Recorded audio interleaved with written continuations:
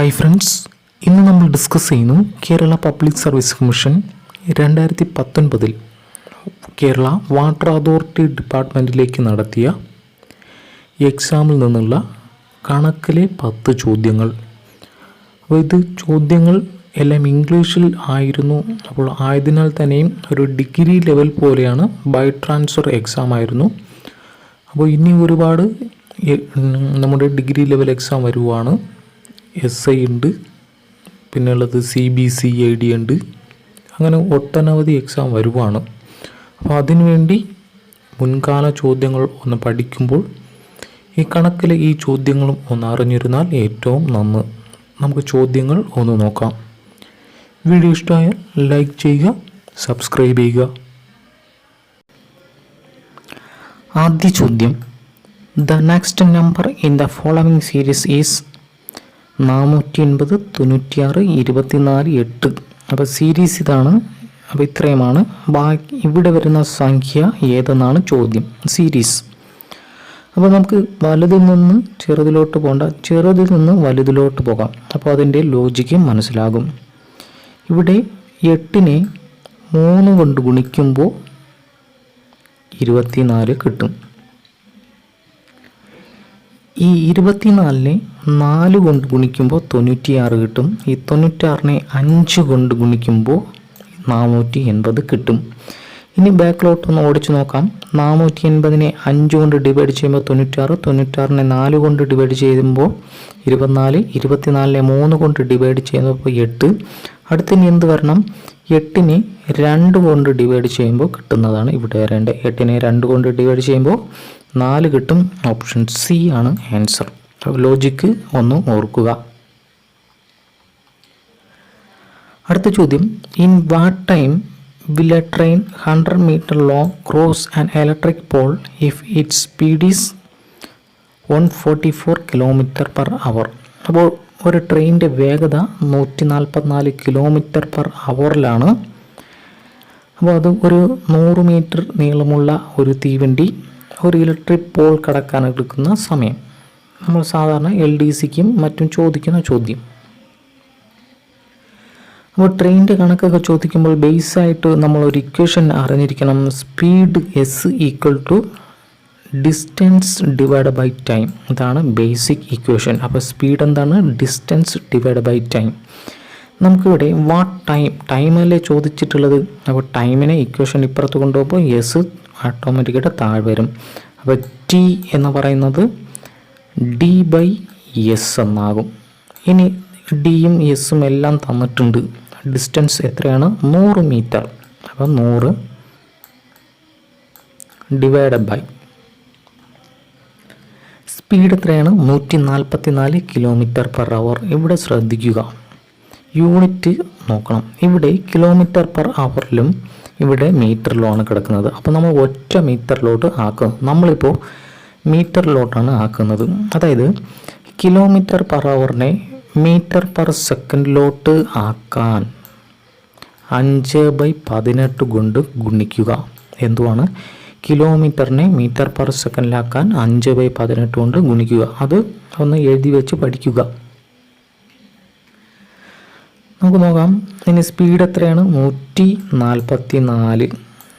നേരത്തെ പറഞ്ഞു ഇതിനെ km/hലാക്കണം. അപ്പോൾ 5/18. ഈ ഡിവൈഡ് ബൈ 18 ഇവിടെ ചെയ്യുന്നില്ല, അതിന് നേരെ മേളിൽ കൊണ്ടുപോകുന്നു. കാരണം അത് ഈക്വലാണ്. 5/18 എന്ന് പറയുന്നത് 18നെ മേളിൽ കൊണ്ട് ഗുണിക്കുന്നതിന് തുല്യമാണ്. അപ്പോൾ നമുക്കിനി ക്യാൻസൽ ചെയ്യാം. 100ൽ 5 എത്ര പ്രാവശ്യമുണ്ട്? 20.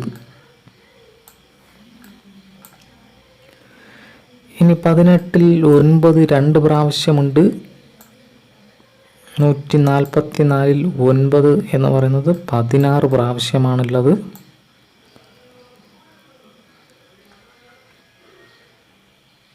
അപ്പോൾ ഇനി എന്ത് ചെയ്യാം? 20, 4, 5 പ്രാവശ്യം, 4.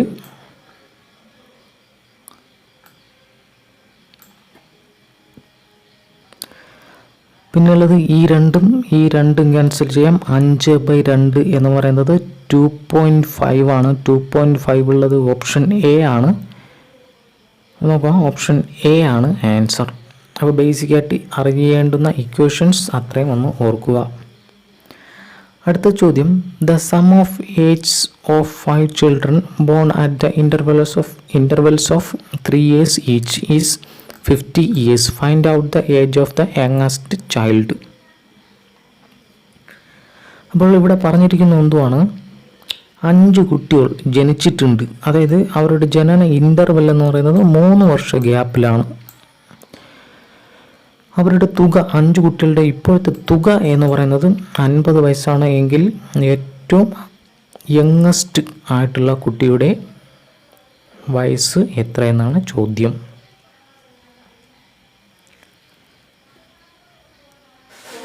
നമ്മളിവിടെ ആദ്യം ആ യങ്ങസ്റ്റ് ആയിട്ടുള്ള കുട്ടിക്ക് എക്സ് എന്നെടുക്കുകയാണ്. ആ കുട്ടിയുടെ വയസ്സ് എക്സ് എന്നെടുക്കുകയാണ് എങ്കിൽ തൊട്ടടുത്ത കുട്ടിയുടെ വയസ്സ് എത്രയായിരിക്കും? x+3 ആയിരിക്കുമല്ലോ. വീണ്ടും അടുത്ത കുട്ടിയുടെ വയസ്സ് x+6 ആയിരിക്കുമല്ലോ, കാരണം ഓരോ 3 ഇൻ്റർവെൽ വരണം. അടുത്ത കുട്ടി x+9 ആയിരിക്കും. അങ്ങനെയെങ്കിൽ അവസാന കുട്ടി x+12. ഈ തുകയാണ് എത്രയെന്ന് പറഞ്ഞിരിക്കുന്നത്? 50. അപ്പോൾ ഇവിടെ മൊത്തം എത്ര എക്സ് ഉണ്ട്? 5x ഉണ്ട്. എക്സ് 1 2 3 4 5. 5x പ്ലസ് 6 3 9 9 9 18 18 12 30 എന്ന് കിട്ടും. 5x പ്ലസ് 30 എന്ന് പറയുന്നത് 50. അപ്പോൾ 5x എത്രയാണ്? 50 മൈനസ് 30 20. x = 20/5 4 എന്ന് കിട്ടും. അപ്പോൾ ആദ്യം നമ്മൾ ആയിട്ടുള്ളടുത്ത എക്സ് ആണ്. എക്സ് നമുക്ക് 4 എന്ന് കിട്ടി. അങ്ങനെയെങ്കിൽ ഇവിടുത്തെ ആൻസർ ഓപ്ഷൻ എ 4. അടുത്ത ചോദ്യം, January 1 2008 is Tuesday. What day of the week lies on January 1 2009? അപ്പോൾ 2008 January 1 ട്യൂസ്ഡേ ആയാൽ 2009 January 1 ഏത് ദിവസം? നമുക്കിവിടെ നോക്കണം. 2028 ഒരു ലീപ്പ് ഇയർ ആണ്. അവിടെ ഒരു ഫെബ്രുവരി ഒരു ദിവസം അധികം വരുന്നുണ്ട്, 29 വരുന്നുണ്ട്.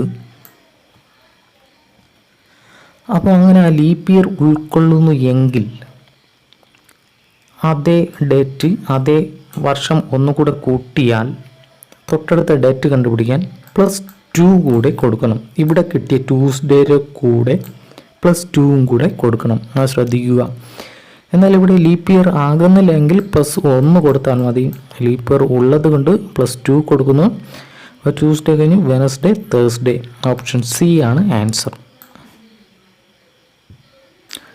അടുത്ത ചോദ്യം, which of the following number is exactly divisible by 11? 11 കൊണ്ട് ഭാഗിക്കാവുന്ന സംഖ്യ ഇതിൽ ഏതെന്നാണ് ചോദ്യം.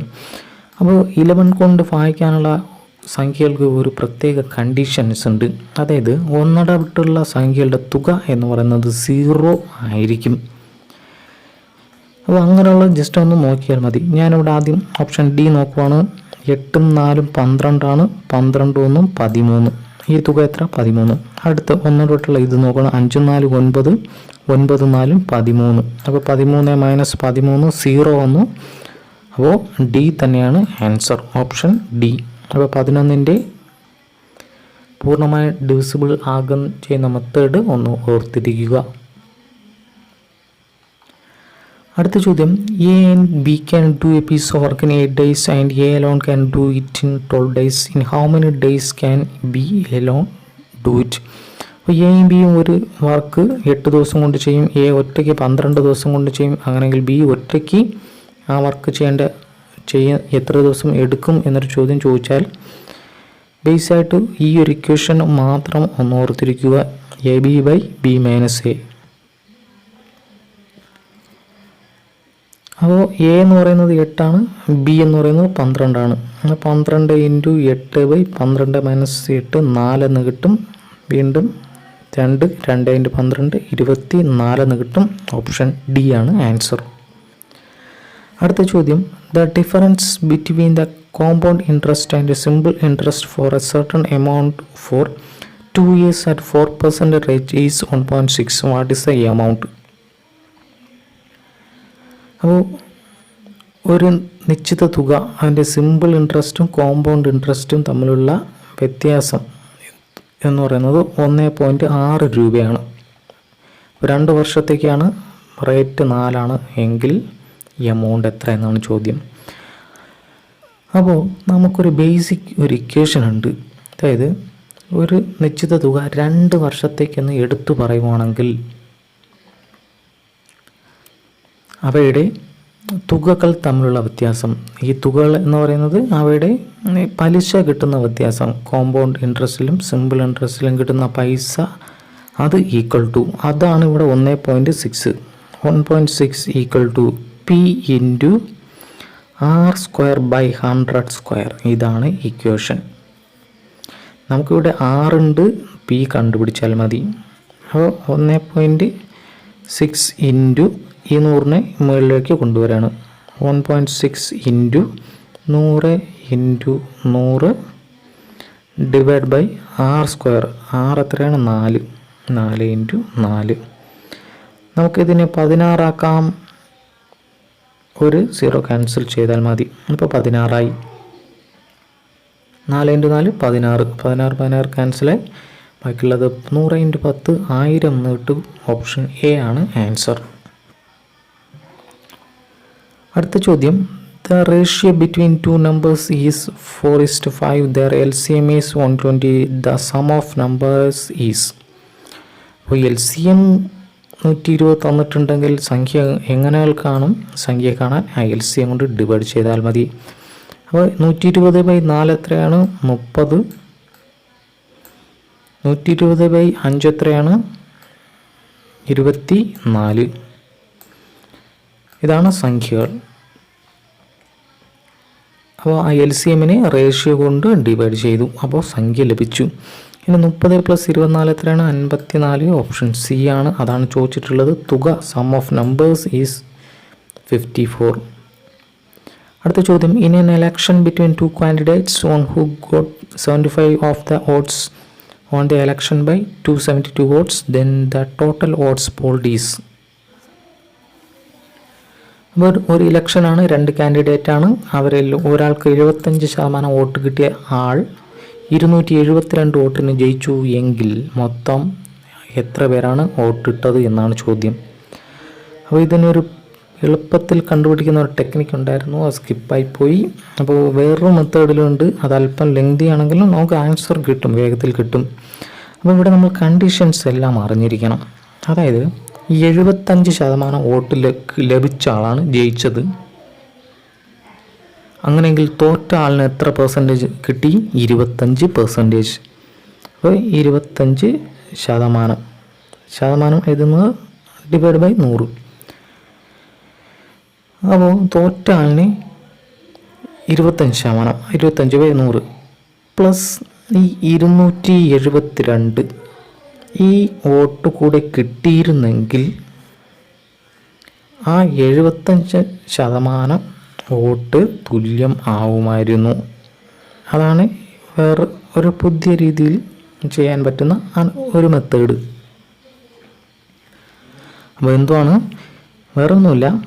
അതായത് ഏതോ ഒരു സംഖ്യയുടെ 25%, അതാണ് നമുക്ക് കണ്ടുപിടിക്കേണ്ടത്. ഏതോ ഒരു സംഖ്യയുടെ 25% പ്ലസ് 272 കൂട്ടിയെങ്കിൽ ഈ 75%, ഏതോ ഒരു സംഖ്യയുടെ 75% കിട്ടും. അതാണ് ഇവിടുത്തെ പ്രധാന ലോജിക്.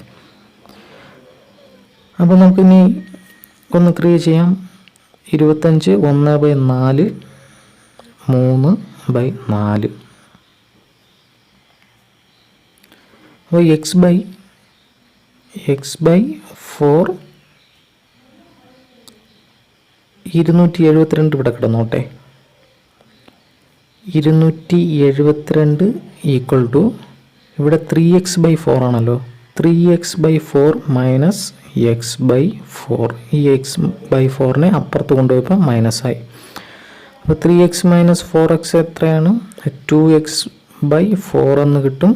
Equal to 272.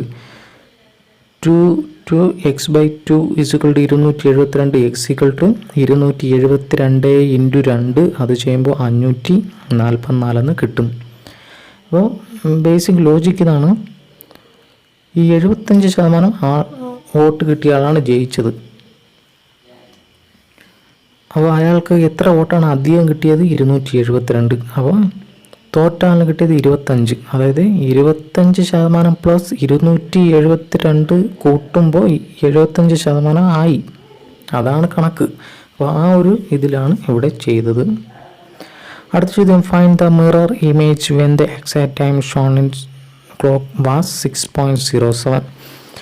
അപ്പോൾ യഥാർത്ഥ സമയവും മിഥ്യയുടെ സമയവും എന്ത് ചോദിച്ചാലും ഒരേ ഒരു ഇക്വേഷനുള്ളൂ.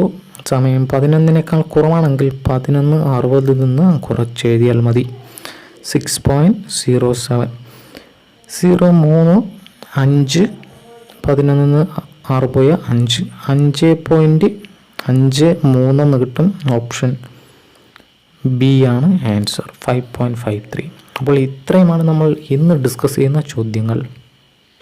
ഇനിയും ബാക്കി ചോദ്യങ്ങൾ ചെയ്യാനുണ്ട്. വീണ്ടും മറ്റൊരു വീഡിയോയിൽ കാണുമ്പോഴേക്കും താങ്ക് യു.